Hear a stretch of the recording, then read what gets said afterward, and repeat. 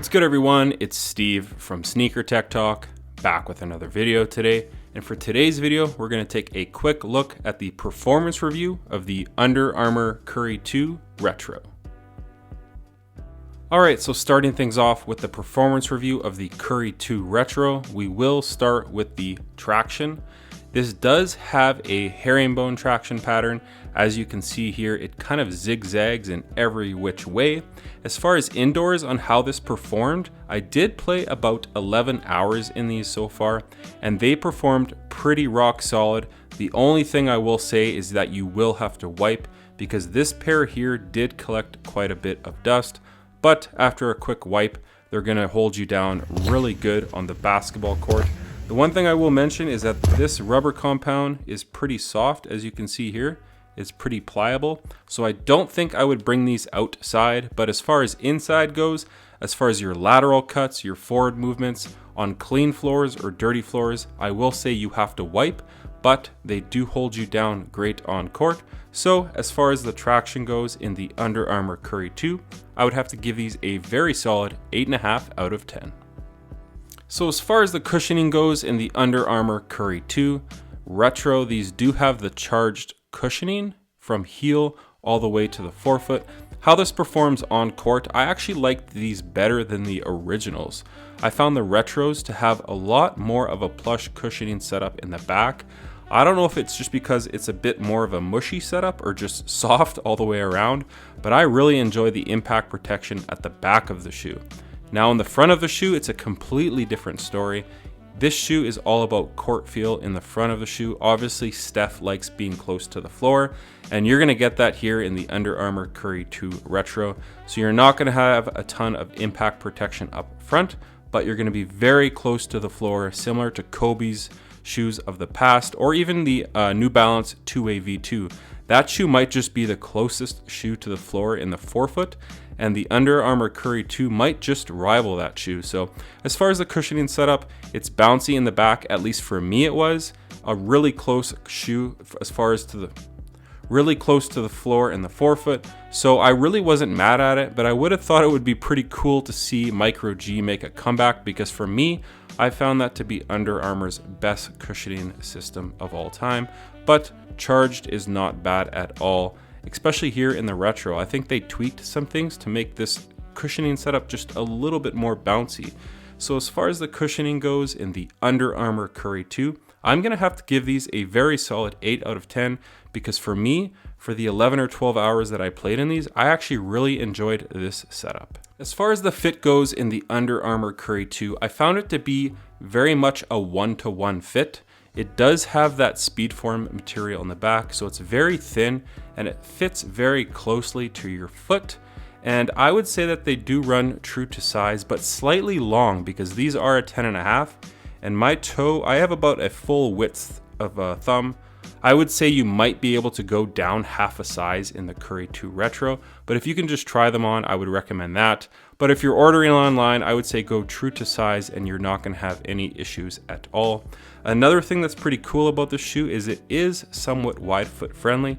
It's not a narrow shoe at all, and this material here, this kind of like fuse-like material, is very pliable and kind of shapes to your foot nicely. So as far as the fit goes in the Under Armour Curry 2, I enjoyed this setup. It's not the closest fitting shoe to my foot, but I would have to give it a pretty solid 7.5 out of 10. One thing that I do find great about this shoe, because Curry obviously wears ankle braces, is this back Speedform portion is just very pliable and very thin. So if you do wear ankle support braces, I find this shoe to be one of the better shoes on the market, even today, 6 or 7 years later, to wear with ankle braces. So as far as the materials go on the Under Armour Curry 2 Retro, from the midfoot portion of the shoe to the back, you do have that Speedform material. It's very, very thin, as you can see here, and pretty pliable. It's pretty supportive in my opinion, but I feel like it does lack durability.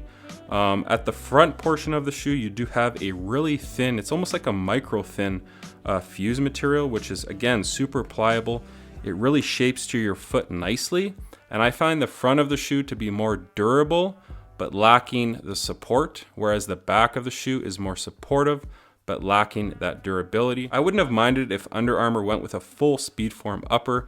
I would have really liked to see how that fits your foot and if it's supportive, but they did stick true to the OGs on the retros with that fuse portion up front, which again is very similar to Nike basketball shoe models of the past around that 2010 era. But the Speedform upper is very good for ankle braces, like I mentioned before in the fit.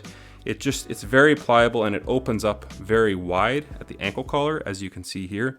So as far as the materials go, it's a pretty cheap setup, but it does work on court even to this day.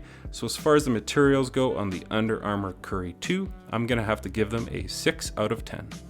Now really quickly, as far as breathability goes on the Under Armour Curry 2, I found this shoe to be pretty hot. Even though this material is very thin, I did find that it did trap heat in because there is not a lot of perforations where the material actually lets the heat out. Obviously here in the forefoot, you do have some perforations here, and there is an inside lining fabric here.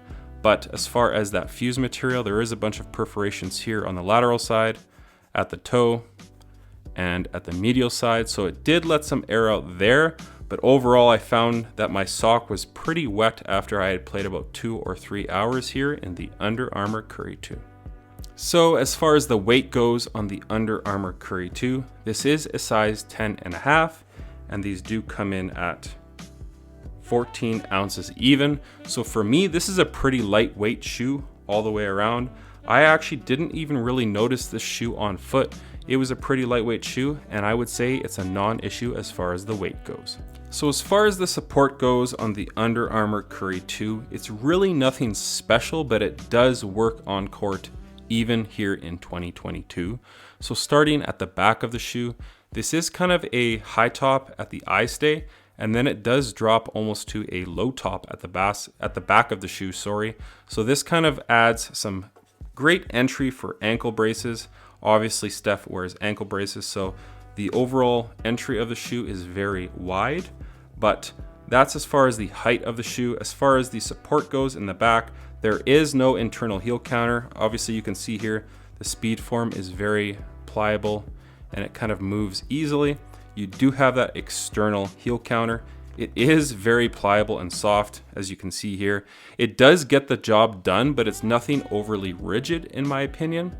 And then moving your way to the front portion of the shoe at the bottom, it is a very wide and stable base here at the forefoot, and it does flare out quite a bit here with this outrigger, preventing your foot from teetering over and spraining. And then at the midfoot portion of this shoe, as you can see here, it does have this decoupled portion where the forefoot is separate from the heel, and it does have a plastic shank plate, so it offers some pretty good torsional rigidity in my opinion. This shoe really does not flex a ton, only in the forefoot. Here in the midfoot, it does a great job on keeping your foot supported at the midfoot. And then there is this little tiny plastic clip here in the forefoot on your hard lateral cuts. This is gonna kind of keep your foot within the footbed. Your foot is sitting slightly within this midsole and completely within the back of this external heel counter. So I think the overall support features are decent, but I feel like they're lacking in the upper of the shoe. My foot did spill over just a little bit here on the upper as far as this fuse portion here, but right here at the base where that clip is, it did kind of keep it stable here, but the upper, it kind of flexed over just a little bit, and I did notice that on court. So as far as the support goes, this a pretty decent 7 out of 10. I just feel like if the upper was a bit more supportive, it would get a higher score. But even today here in 2022, this shoe was an absolute joy to play in as far as this retro goes here on the Under Armour Curry 2. So that's going to do it for today's video on the Under Armour Curry 2 Retro Performance Review. Let me know if you guys are picking these up. I do believe the retail for these is $150 USD, $180 here in Canada. So the price point, I do think they're going to go on sale in the long term. But for me, it just reminded me of how much I enjoyed this shoe 6 or 7 years ago. And even here in 2022, I think this is a great option, especially if you catch them on sale. But again, the traction is great. The cushion isn't bad. It's pretty plush in the back. A lot of court feel up front.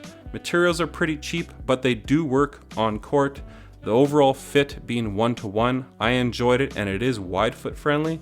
And then the support features of the uppers I found to be lacking, but everything from that external heel counter down I found to be great. So you do get a variety and a pretty good setup here on the Under Armour Curry 2. Let me know if you guys will be looking forward to grabbing a pair of these. As always, keep it locked to the video for the on-court portion at the end of the video. And if you guys could check out my Instagram at 23mj88, it is an extension of my YouTube channel with all my pickups, basketball footage, and nostalgia as a whole. As always, if you guys could like, comment, and subscribe, that helps the channel out a ton. But until next time, peace.